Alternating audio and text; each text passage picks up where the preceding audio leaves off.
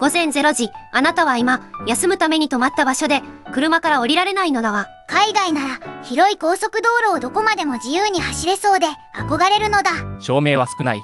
奥の車は無人か。まだエンジンは切れないな。夢を見るのは自由よ。でも、休憩所へ入れば安心だと思ったら大間違いだわ。休む場所に着いたのに、どうしてドアノブから手を離したのだ。降りる前に照明、人影、隣の車、荷台の状態を全部見ておきたい。この運転手は、複数の証言をもとに作った架空の人物よ。ここでの行動も実事件の再現ではなく、夜の不安を示すための演出だわ。何も起きていないのに、もう空気だけで胃が痛くなってきたのだ。トイレには行きたい。だが、この荷物を残して離れていいのか。眠気を抱えて走るか、荷物を残して降りるか、好きな地獄を選びなさい。英国政府は2025年2月、車両窃盗用機器への規制方針を発表したわ。政府の説明では、英国全体で平均すると、1日に約370台が盗まれている。ただし、これは英国全体の車両盗難で、休憩所だけの数字ではないわ。対策を強くするほど、狙う側の手口も進んでいるなんて、怖すぎるのだ。今夜はここを出よう。安全だと納得できないまま、目を閉じる方が辛い。待って、眠いのに再出発したら、休憩するための移動が終わらないのだ。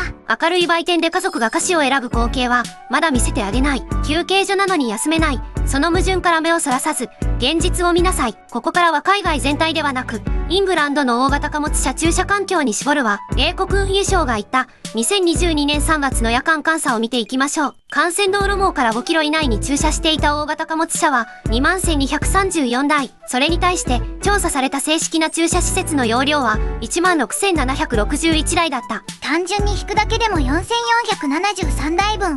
器より中身の方が多いのだ。ただし、全車両が同時に正式施設を求めたとは限らない点には注意しなさい。それでも、休む場所を探すだけで、休憩時間が消えていきそうなのだ。正式施設の利用率は全国で 83%、平均だけなら余裕があるように見える。けれど東部は 95%、南東部は 94% まで埋まっていたわ。東ミッドランドも 92%、地域によって余裕はほとんど残っていない。政府が重大水準として用いる 85% を、これらの地域は超えていた。全国平均の陰に、今夜の一枠を奪い合う地域が隠れていたのだ。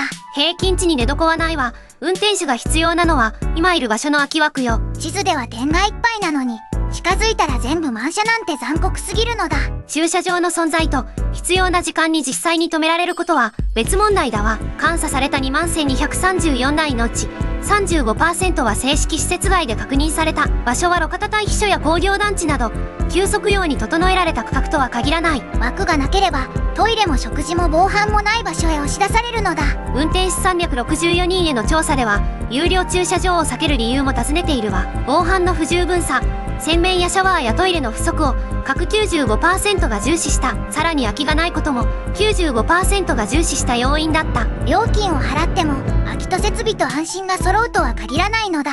疲労は反応時間、警戒力、集中力、判断の質を低下させると説明されている。つまり駐車場所の不足は不便で終わらず道路安全へつながる問題なのよ。一つ目に着いた。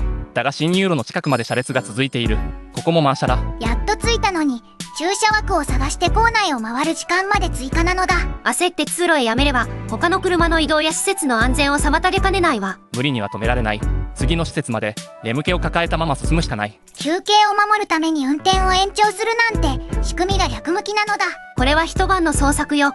でも空き不足への不満は運転手調査にも現れている。予定では今頃食事を終えていた。現実には駐車すらできていない。時計だけは公平に進むわ。駐車場所を探す時間も急速から差し引かれる。仮眠枕を出す前に満車の数字で押しつぶされそうなのだ。2つ目は空いている。だが照明は弱いし設備までの距離もわからない。空き枠を見つけても防犯、トイレ、食事が同時に手に入るとは限らない。荷物は会社のもの。でも狙われた夜を引き受けるのは俺なんだ。責任だけ荷台より重いのに安心を置く場所が見つからないのだ。2021年英国貨物犯罪情報機関には4434件の通知が寄せられた。これは警察が認定した全犯罪件数でも現在の発生率でもないわ。あくまで英国運輸省の報告書に掲載された当時の通知件数よ。数字の意味を広げずに見ても運転手が警戒する背景は感じるのだ。数値のうち971件は高速道路サービスエリアでの発生として記録された。さらに2149件は独立系の駐車場所での発生として記録されている。休むための場所が荷物を守る緊張の場所にもなっているのだ。だからといって米国の全ての休憩所が危険だとは言わせないわ。必要なのは恐怖の拡大ではなく、数値件数が示す範囲を正確に見ることよ。鍵を確かめた。封印も異常なし。窓から見える位置に止めておこう。トイレへ行くだけなのに出発前の点検みたいになっているのだ。一度振り返る。もう一度振り返る。それでも胸のざわつきが消えない。戻ってきた。鍵も荷台も変わっていない。何も起きてはいない。無事だったなら眠れるはずなのに顔が全く休んでいないのだ。小さな音がするたびに目が開く。確認しないともっと眠れなくなる。何も盗まれていなくても警戒が急速を細かく削っていくのね。食事を探し、設備を探し、荷台を確認したら空が白み始めていた。休息時間が駐車探しと防犯確認と設備探しに食べ尽くされたのだ。報告書の運転手調査でも防犯やシャワー環境への不満が挙げられている。この夜の細部は捜索でも複数の負担が絡む構造まで架空ではないわ。配送時刻は待ってくれない。眠れなかったがもうハンドルを握る時間だ。盗まれていないのにもう体力を全部盗まれているのだ。窃盗犯を出さなくても地獄は完成する。休めないという事実だけで十分よ。海外移住の夢が暗い駐車場の出口で完全に迷子になったのだ。一方、日本では深夜にプリンを選んでいた。駐車できた。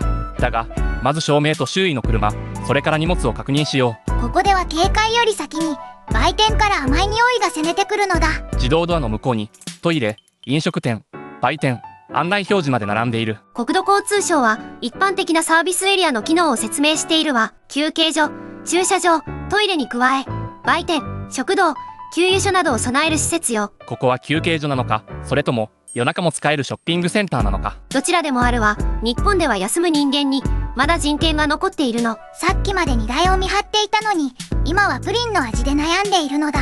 全施設の設備や営業時間は同じだとは言っていない。そこは間違えないで。それでも止めて用を済ませ、食べ物を選べる流れが一箇所にある。警戒の場所が休息と買い物の場所へ反転した。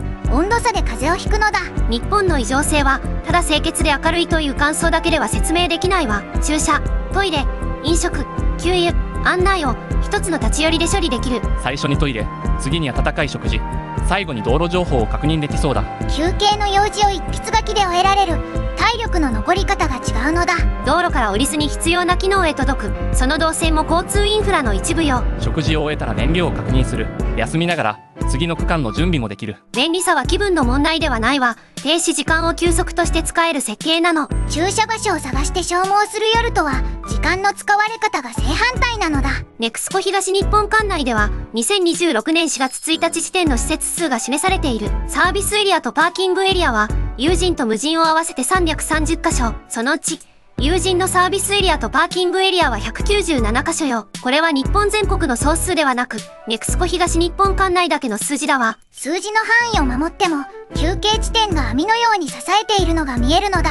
有人施設なら食事や案内など休憩以外の選択肢も期待できる。期待と保証は別よ。実際の設備と営業時間は施設ごとに確認しなさい。全部が24時間でいつでも空車だと思ったらまた夢を見すぎなのだ。エクスパーサやネオパーサは休憩所を地域の窓口へ広げているわ。フードコート、地元食材の料理、地域特産品などが価値として示されている。施設によってはシャワーやドッグランなども用意されているのよ。もちろん全ての施設に同じ設備があるという意味ではないわ。温かい食事、限定菓子、清潔なトイレ、両手だけでは足りないのだ。急速に食欲と物欲まで混ぜ込む堕落の完成型だわ。地域の料理を食べれば通過するだけだった土地の名前まで覚えられる。物流の中継点が地域産品を旅人へ見せるショーウィンドウにもなる。休憩所なのに目的地の思い出まで増やしてくる。過保護すぎるのだ。車に戻った。鍵はかけたが食事中は一度も荷台を見に来なかった。今になって気づいた。さっきまで車を監視していなかったんだ。安心して食べていたら警戒していないことまで忘れていたのだ。これは再現演出よ。日本でも盗難の危険がゼロになるわけではない。無施錠で良いとも絶対に安全だとも受け取らないことね。鍵をかけ貴重品を管理した上でそれでも落ち着いて休めるのは大きい。安心とは注意を捨てることではなく、注意だけに休息を奪われないことよ。写真を撮り土産を選び食事をする。休憩所へ遊びに来ているのだ。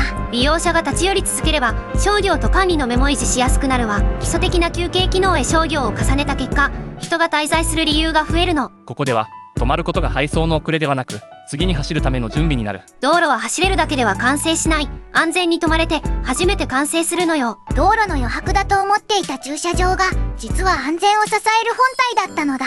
英国側では容量不足、防犯、設備、料金負担が相互に絡んでいる。運転手個人が注意深く振る舞うだけで解ける問題ではないわ。どれだけ警戒しても空き枠そのものがなければ休憩は始められない。設備が乏しければ用事のたびに移動し、休息時間をさらに失う。料金を払い、防犯を確かめ、設備を探す。全部を個人に背負わせすぎなのだ。日本側は休憩機能に商業と地域産品を重ね、滞在する理由を作った。人が訪れ、買い物をし、設備が使われれば維持管理を続ける動機も生まれる。利用者の目、働く人の目、管理の仕組みが休める環境を支えているのよ。安心は空から降る無料特典ではなく、管理と利用の積み重ねだったのだ。明るさも清潔さも誰かが費用と手間をかけて保っている結果なんだな。そうよ。治安自慢だけで終えたら仕組みを見落とすことになるわ。商業性は余計な飾りではなく、施設を使い続ける循環にもなり得る。プリン1個にも休憩所を人のいる場所に保つ役目があるかもしれないのだ。ただし、店舗が多ければ必ず安全という単純な話でもない。現実を見なさい。日本を無条件に来産する前に、こちら側に残る課題も確認しましょう。国土交通省は2022年、休憩施設間の空白区間について説明している。間隔がおおむね25キロ以上となる区間が約100区間あるとされたわ。そこで、道の駅へ一時退出できる実験も進められていたのよ。日本でも、いつでも近くに理想の休憩所があるわけではないのだ。長い空白区間では早めに休む判断と施設情報の確認が必要になる。友人とは限らず、店舗が閉まる時間もあり、駐車枠が埋まることもある。それでも、弱点を調べて改善する視点が当たり前を守るのだ。安心してやまれる場所は道路の余白ではなく、物流と命を支える設備よ。決めたのだ。海外移住はやめて、今日からサービスエリアに移住するのだ。寝袋を広げるんじゃないわ。ここは宿泊施設ではないのよ。売店の近くなら食事もトイレも困らない。完璧な新生活なのだ。長時間の占有は迷惑よ。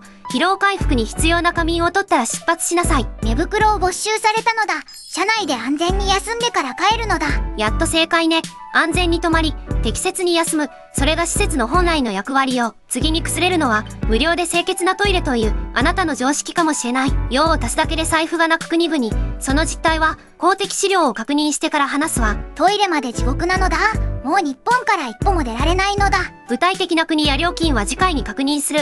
そのぬるま湯が、いつまで当たり前かしら。安心が無料だと思っているうちに、チャンネル登録して現実を見なさい。通知もオンにして、次の地獄に備えるのだ。